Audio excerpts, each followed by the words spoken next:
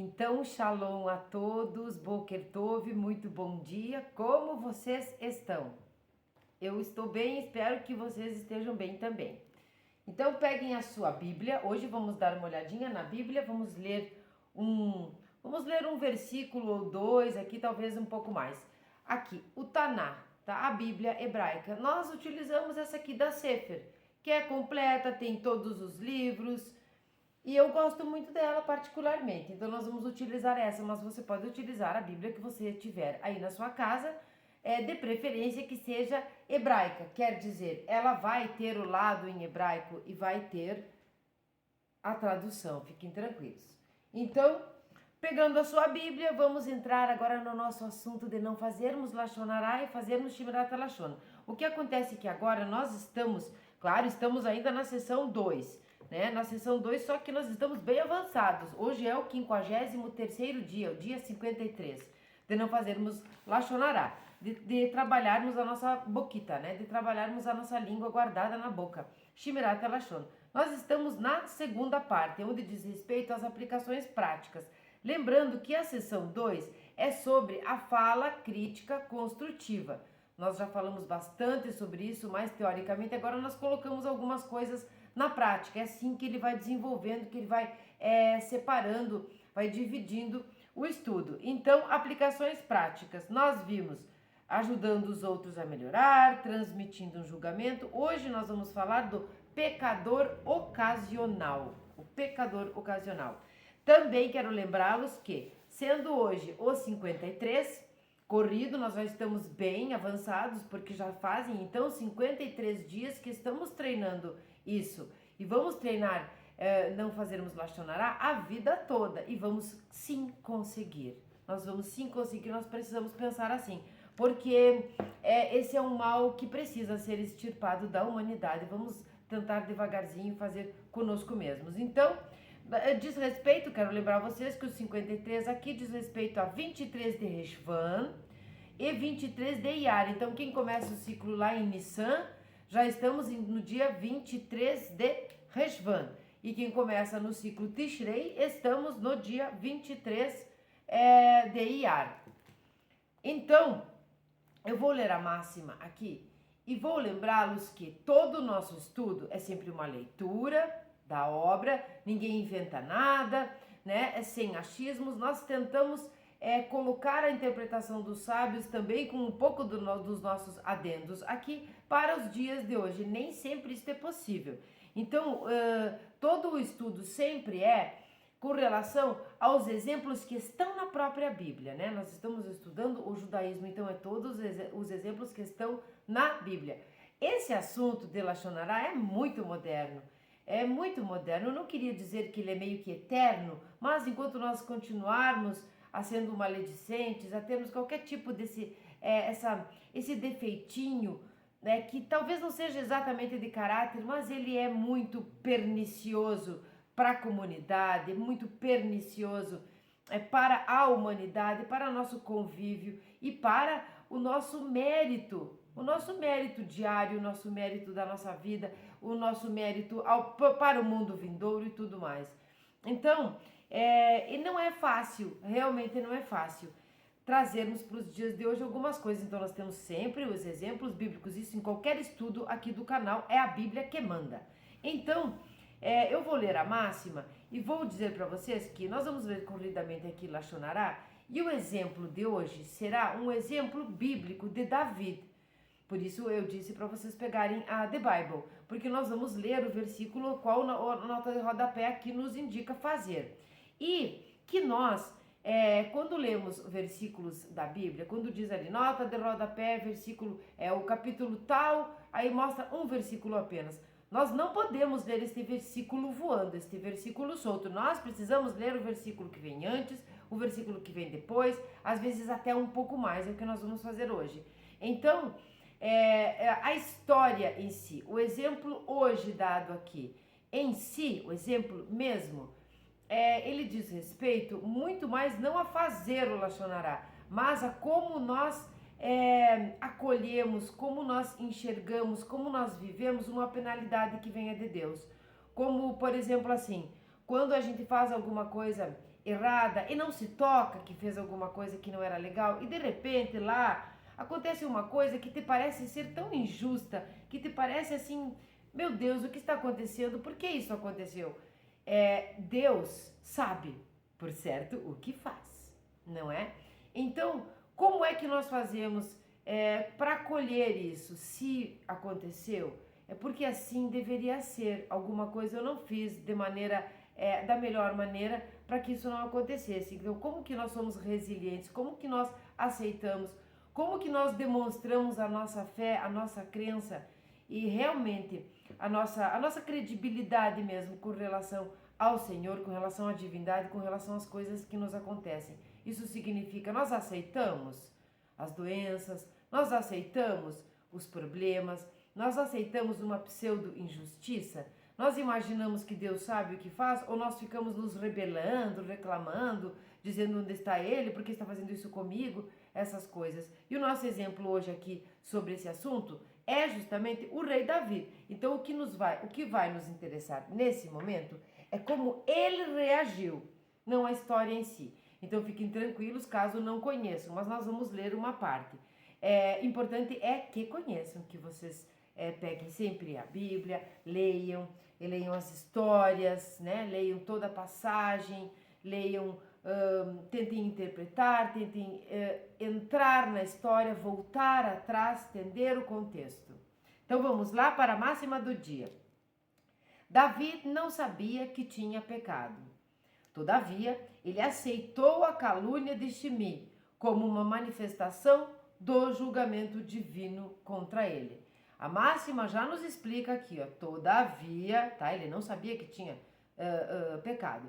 Ele aceitou a calúnia de Shimei como uma manifestação do julgamento divino contra ele. Às vezes uma pessoa vem e nos faz uma coisa que não é muito legal, mas quando nós vamos parar para pensar, nós fizemos alguma coisa em algum momento, não para essa, não interessa, não precisa ser exatamente para a pessoa, em algum momento da nossa vida, e talvez esse seja o momento, talvez esse seja o jeito que Hashem encontrou para que nós equilibrássemos, para que nós pagássemos esta dívidazinha que a gente vai fazendo ao longo da vida.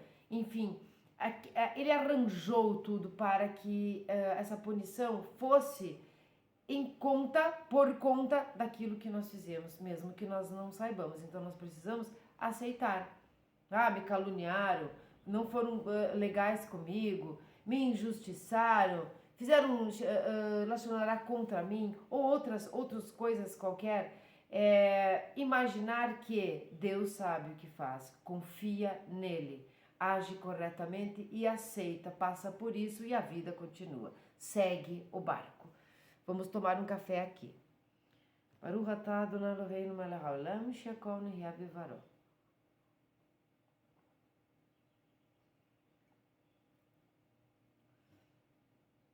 Nós tivemos dias de calor, agora nós temos dias de inverno novamente, não sei o que aconteceu. Mas precisamos aceitar, não é? Hashem é que manda. Bom, lendo a máxima, então vamos aqui. O pecador ocasional. Se uma pessoa cujas as ações tiverem envolvido uma determinada transgressão é conhecida por cometer este pecado específico, pelo menos ocasionalmente, então o mandamento, julga o teu semelhante favoravelmente, não exige que procuremos uma explicação positiva para o que ela fez. Lembrando que nós falamos em vários dias sobre julgar o semelhante favoravelmente. Estamos em Elul e esse é um dos nossos serviços. Né? O nosso trabalho interior é fazermos o inventário, é fazermos aquele balanço, é tentarmos não fazer as bobagens no dia a dia. É uma reconstrução aqui, é um voltar atrás, é um inventário realmente, é levantar as coisas que talvez não tenham sido muito certas, as que foram. Vamos fazer este balanço, vamos fazer chuva o mês inteiro, mas entender que isto é a vida toda. Se você tiver a percepção de que errou, faça chuva, faça no mesmo dia, faça nesse momento. Então, nesse momento aqui, o julgamento favorável, ele não precisa ser, essa explicação. Deixa eu me explicar bem aqui. Não exige que procuremos uma explicação, porque este aqui é uma pessoa que ocasionalmente faz um pecado, tem uma ação lá que considera-se que é pecaminosa, mas é ocasional e ela acaba sendo conhecida por conta disso, que ocasionalmente ela faz aquela bobagem. Então nós não precisamos, nesse momento, aquele julgamento, aquele mandamento, julgo semelhante favoravelmente, não exige que procuremos uma explicação para o que aconteceu. Mas é meritório que, desta vez, ela não cometeu. É meritório darmos à pessoa o benefício da dúvida.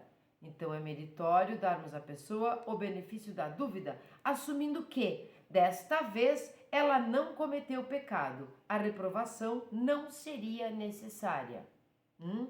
Nós vamos entender isso quando formos explicar a aceitação de Davi. Se ficar absolutamente claro que a pessoa cometeu o pecado, a mitzvah de reprová-la aplica-se. Lembram quando nós vamos admoestar a crítica construtiva? Então, quando ficar claro que ela realmente pecou, nós podemos sim reprovar a sua atitude e admoestá-la de maneira carinhosa, respeitosa. E devemos, de maneira respeitosa e com carinho, ajudar a pessoa a vencer a sua tendência para o mal, oferecendo-lhe uma reprovação. Aqui diz tendência para o mal, por quê? Porque se ela peca ocasionalmente ela dá esta resvalada.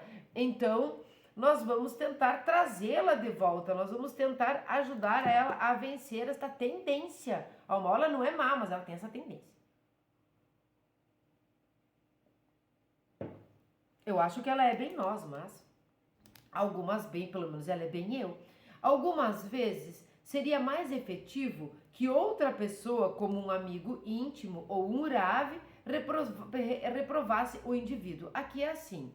Às vezes você percebeu aquilo, você tem certeza e tal, mas você não tem intimidade para chegar e reprovar aquela pessoa, aquele ato, admoestá-la, porque nós estamos aqui no momento da prática, como fazer tudo que nós viemos aprendendo realmente na vida. Então, se você vai se meter, se você vai admoestar, criticar alguém de algum fato assim, que não seja notório, né? Que não seja um crime hediondo na sua frente e tal, não. Mas alguma coisa que ela cometeu, que você sabe, que ocasionalmente ela comete, mas você não tem intimidade suficiente para chamar a atenção dela, é importante aqui que você fale, de repente, com um amigo íntimo dela, um amigo, aqui no sul a gente diz aquele que você toma chimarrão junto, aquele amigo íntimo que frequenta a sua casa. Ele pode chegar para ela sem que ela se magoe, sem que haja conflito, sem que isso seja pior, porque nós sabemos que aprendemos aqui juntos que quando nós não mudamos, nós não modificamos o resultado daquela ação toda, nós não modificamos o resultado, o que poderia acontecer por conta daquele Lashon Hará. Quando nós não modificamos esse resultado, a nossa fala, ela fica no nível da inutilidade, ela fica inútil e pode até produzir conflitos aqui. Então, nós falamos com um amigo íntimo, este amigo íntimo vai, olha, fale com o seu amigo, ele está fazendo tal coisa, está repetindo, é ocasionalmente, mas enfim. Ou vamos procurar um Rav, o nosso rabino, aquele o qual nós nos aconselhamos, aquele que estudou mais do que nós, aquele que trabalha com o ser humano, que trabalha com esses, não só com esses conceitos, mas com esse psicológico da pessoa. Então o rabino, né, sabiamente vai chegar para essa pessoa, vai poder reprovar a sua atitude, admoestá-la, não vai haver conflito, porque é o Rav que está falando e tudo mais. Então nós podemos tomar esta atitude que embora nós devamos admoestar as pessoas, sabemos aqui da crítica construtiva e tal, mas se nós formos olhar bem a fundo, o que nós gostaríamos que acontecesse conosco? Que qualquer um que viu que a gente fez alguma coisa que não devia chegasse e nos punisse, ou chegasse e nos reprovasse, nos admoestasse, ou alguém a qual nós confiamos, um amigo íntimo, ou o nosso Rav. Nós, por certo, não vamos brigar com o Rav, nós vamos escutar, porque ele tem uma boa intenção, ao mesmo tempo ele é imparcial no momento, e isso é importante. Então eu acho que até entre o amigo íntimo e o Rav, melhor é o Rav. Se não tem Rav, vai o amigo íntimo. Teoricamente, teoricamente, deveria ser permissível aquele que testemunhou a transgressão informar o amigo ou o Rav sobre isso e pedir a ele que trate a situação. Mas já sabemos que não podemos agir com base em boatos, o que significa que não podemos reprovar uma pessoa a menos que tenhamos testemunhado pessoalmente a transgressão. Consequentemente, seria da nossa responsabilidade achar um meio efetivo de reprová-la. Tem que funcionar, senão é só para arrumar briga e guerra e piorar as energias por ali, só piora. Então, um meio efetivo de reprová-la. Ou pedir ao Rav que investigue pessoalmente a situação, ou que discuta o assunto com muito tato com esse indivíduo, sem fazer acusações. Mais uma coisa, quando nós falamos, quando somos nós, e nós, não, nem sempre, tá? Nós podemos ser pessoas que falam sem acusar, mas talvez a gente não se sinta capaz naquele momento. Então nós vamos procurar o Rav, ele vai fazer isso com muito tato, investigar, conversar com a pessoa, sem julgar, né? Sem acusar a pessoa, porque às vezes nós achamos que estamos ajudando. Chego lá e falo, olha, você fez tal coisa aqui, estamos achando que estamos ajudando, acabamos acusando a pessoa. Né? Mudamos o tom de voz, acabamos dizendo, quem você pensa que você é para fazer tal coisa? Por que você fez isso? Estamos num grau aqui que não diz respeito ao nosso entendimento bíblico, que é pegar tudo que está lá neste maravilhoso manual, neste mapa que Deus deixou para nós, e colocarmos isso na nossa vida prática, utilizarmos histórias tão longínquas, tão antigas com o povo, esse povo sendo educado, com esse povo aprendendo, pegar todos esses exemplos e trazer na nossa vida e não repetir. Não repetir. E nós vemos que é muito difícil porque as gerações repetem as benesses, mas repetem as bobagens também. Então, nada melhor do que nós procurarmos alguém que não acuse, que saiba como fazer, né? Ele é profissa. O Rav é profissional da área de puxar as orelhas das pessoas sem derrubar, arrancar as orelhas ou, enfim, magoar os sentimentos daquele ser humano, porque toda a Torá é tratar o outro como nós gostaríamos de ser tratados e amar o próximo como a nós mesmos. Então vamos lá para a aceitação de Davi. Nós vamos entender. Tentem aí na sua cabeça puxar para os dias de hoje. Mas não é muito fácil, por isso este exemplo de Davi veio muito bem a calhar. Este livro é um livro muito bem feito, elaborado, compilado, de um trabalho muito importante que é a boa fala. A aceitação de Davi.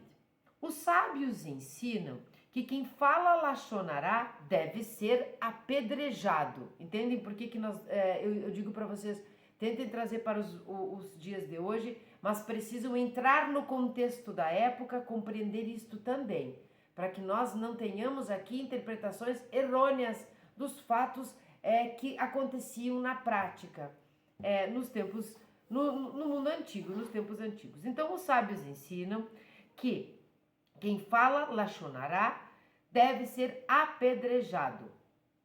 O que segue abaixo apoia essa afirmação dos sábios, cujos ensinamentos são verdadeiros e eternos. Baruch Hashem. No incidente registrado no livro de Shemuel, esse aqui é Shemuel 2, tá?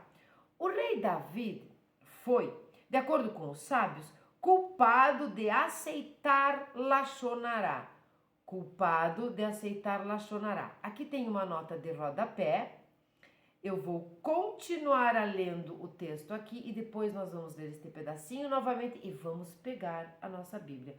É importante que você dê um pause e pegue a sua Bíblia, porque nem todo mundo sabe achar as coisas na Bíblia rapidamente. Não é fácil. Depois que nós pegamos o jeito, isto vai. Lembrando que nós não somos judeus, nós somos filhos de Noé, nós somos Bnei Noach. Então nós estamos nos encaixando, aprendendo juntos. Então pegue a The Bible. Bom, no incidente registrado no livro de Shemuel, O rei David foi, de acordo com os sábios, culpado de aceitar Lashon Hará.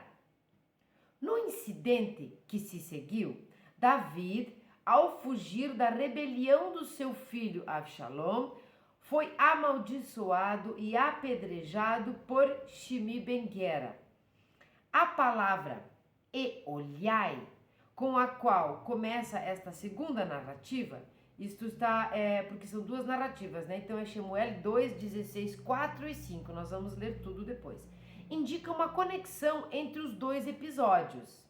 Isto quer dizer que, por transgredir as proibições de Lashon Hará, uma pessoa merece ser apedrejada, tá?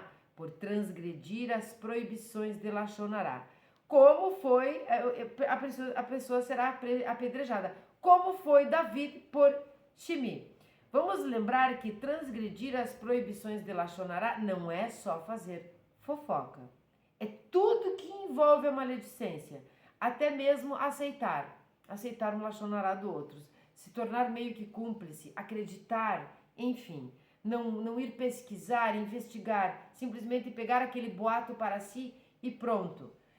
Nos dias de hoje, aqui este momentinho fica fácil. Mídia mentirosa. Escuta o que a mídia fala, lê, vê as figurinhas, aquilo tem um estúdio tão maravilhoso ali, tem, como é que eu vou dizer, é tão bem feito tudo aquilo, né? Enche os olhos, enche os ouvidos, enche tudo e você acredita e já sai falando e já sai levando adiante aquele boato que nem era verdadeiro.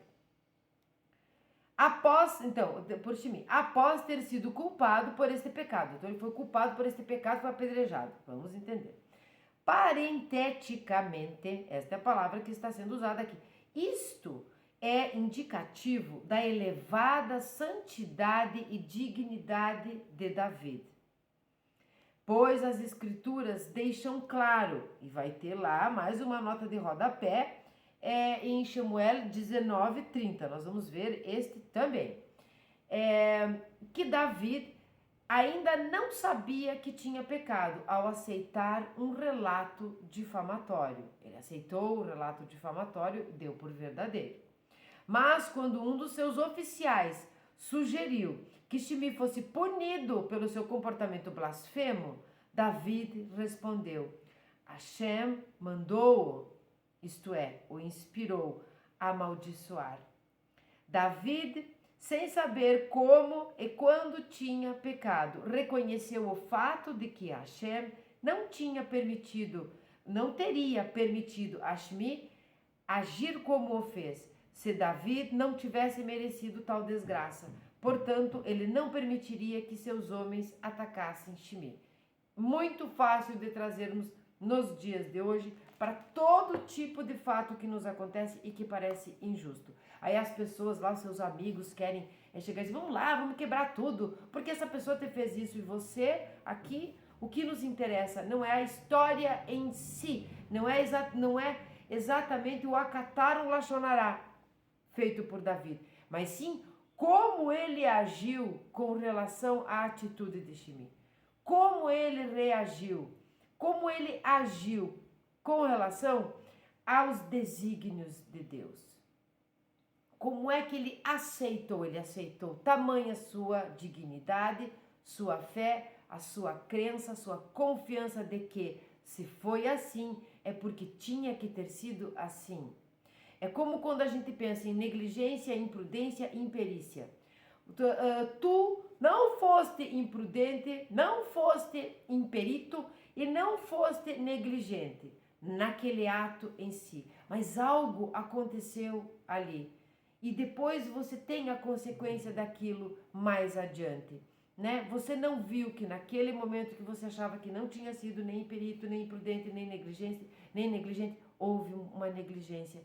Então, vamos dizer, Deus te cobra isso através de alguém, através de alguma coisa, né? Tem algumas pessoas que utilizam assim o termo universo te cobra, tá? Entendam como quiser, mas esta causa e consequência precisa acontecer, né? Mérito, recompensa, causa, consequência, a bolinha que ricocheteia na parede que nós já falamos. Precisa ter este equilíbrio para voltar ao estado que estava antes. senão nós ficamos ou no caos completo ou no não caos completo. E isto não é um equilíbrio. No mundo de Asiá, nesta, vamos dizer, nesta Sefirá, neste momento de Malhut, do reinado de Deus, onde maior ocultamento dele existe, nós precisamos do bem e do mal.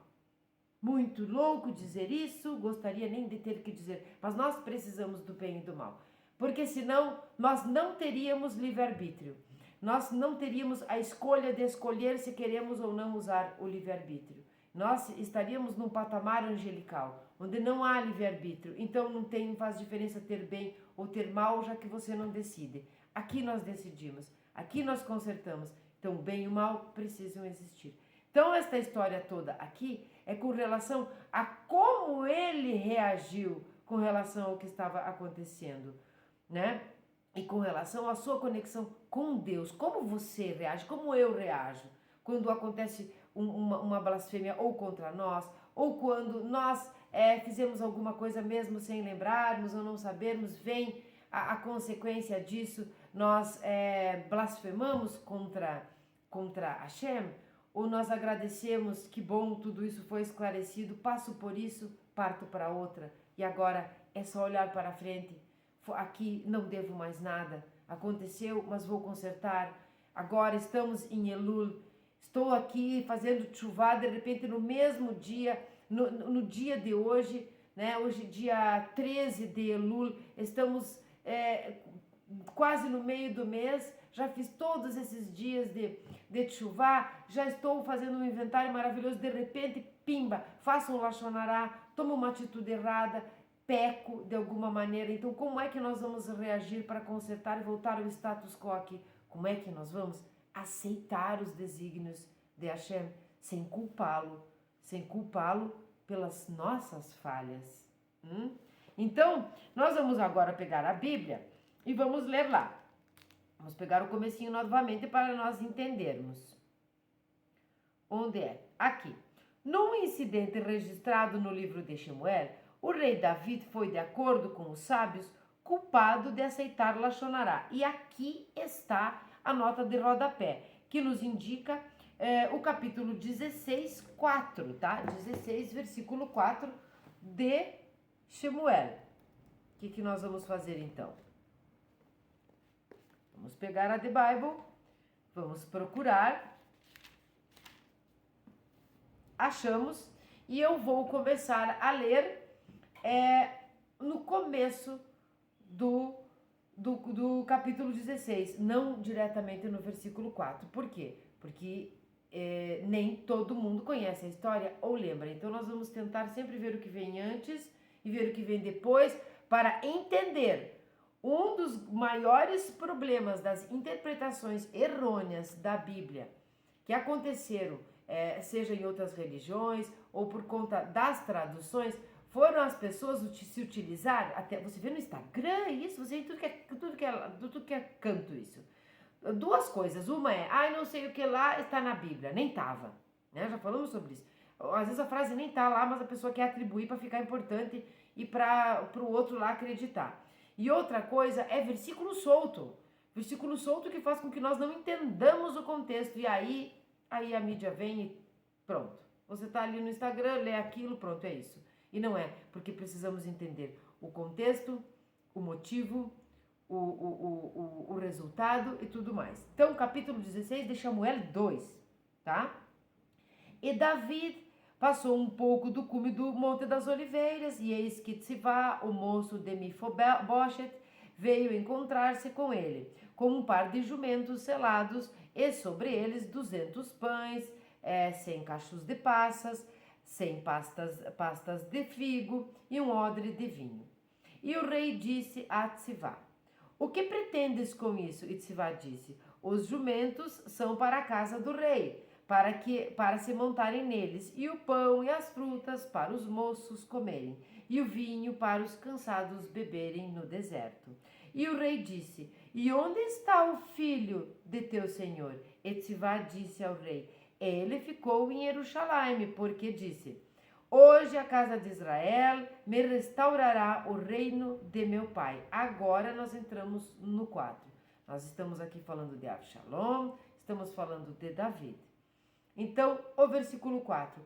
E o rei disse a Tsivá, que tudo quanto pertence a Mefibosheth seja teu. E Tsivá disse, eu me inclino e que eu ache graça em teus olhos, ó rei, meu senhor. Esse é o versículo 4. Entenderam como não teria como nós compreendermos inteiro? Vamos adiante. E o rei Davi chegou a Bahurim, e eis que dali saiu um homem da linhagem da casa de Shaul, cujo nome era Shimi ben Gerá. E ele andava e amaldiçoava, e atirava pedras em Davi, e em todos os servos do rei Davi. E todo o povo e todos os valentes iam à direita e à esquerda do rei. E Shimi, amaldiçoando, dizia assim, sai, sai, homem sanguinário e infame. O Eterno está agora retribuindo a ti todo o sangue da casa de Shaul. Todos morreram, tá? Da casa de Shaul. No lugar de quem reinas, menos o filho, um dos filhos. E o Eterno entregou o reino na mão de teu filho Absalom. E agora caíste em desgraça, porque é um homem sanguinário. E Avishai ben Tsuruiá disse ao rei, por que este cão morto amaldiçoaria o rei, meu senhor? Deixa-me passar e arrancarei a sua cabeça. Né? Mas Davi disse, o que tenho eu convosco, filhos de Tsuruiá? Esses filhos de Tsuruiá era irmã de Davi, são sobrinhos dele que trabalhavam com ele no exército, no reinado. Deixa-o amaldiçoar, pois o Eterno lhe disse, amaldiçoa a Davi. Quem, pois, diria, por que assim fizeste? Se Deus disse, deixa que ele o faça. E ele continua e continua. E Davi disse a Avishai e a todos os seus servos, eis que meu filho, que saiu das minhas entranhas, procura minha morte. É Absalom, tá? Quanto mais ainda este filho de Benjaminita. Deixai que amaldiçoe, porque o Eterno lhe disse isso. Talvez o Eterno olhe para a minha miséria e o Eterno me pague com o bem a sua maldição de hoje. E Davi e os seus homens prosseguiram o seu caminho. Ele ainda foi tão benevolente quanto esperançoso que quem sabe Deus pague com o bem essa maldição que estou recebendo nesse momento. Ele realmente foi apedrejado por Shimi.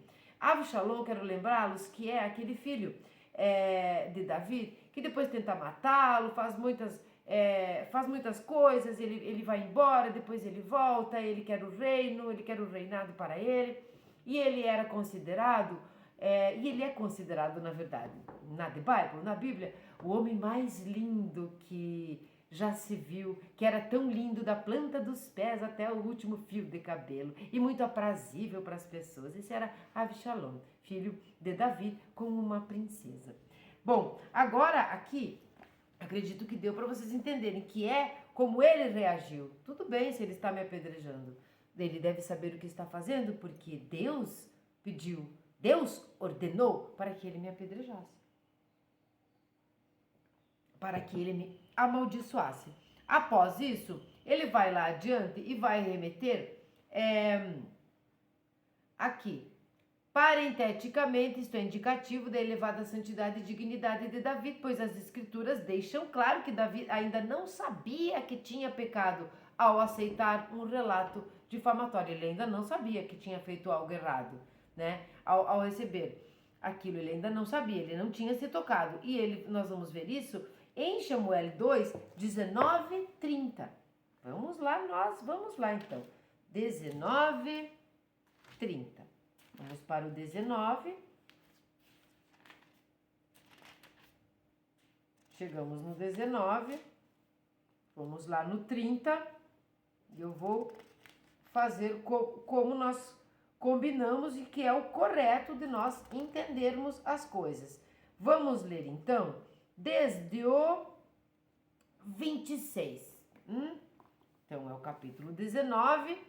Vamos começar no versículo 26 para chegarmos no 30 e entendermos mais ou menos, entrar na história, tá? E quando chegou a Jerusalém para encontrar-se com o rei lhe disse, Por que não foste comigo, Mefibosheth?